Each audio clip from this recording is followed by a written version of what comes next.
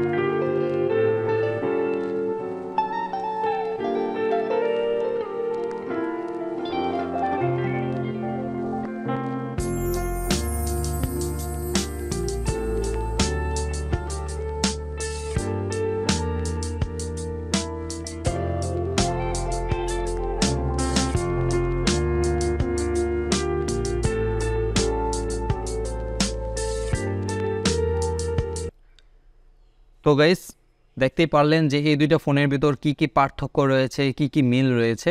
আশা করি এই বিষয়টি বুঝতে পেরেছেন। তো ভিডিওটি ভালো লাগলে অবশ্যই ভিডিওতে লাইক করবেন এবং আপনার বন্ধুদের সাথে শেয়ার করে দিবেন। আর আপনি কি ধরনের ভিডিও চান, কোন ফোনের রিভিউ চান, তা কিন্তু অবশ্যই ভিডিওর কমেন্ট করে জানাবেন। তো গাইস, এই ছিল আজকের মতন। দেখা হবে খুব শীঘ্রই নতুন অন্য কোনো ভিডিওতে। এ পর্যন্ত ভালো থাকুন, সুস্থ থাকুন।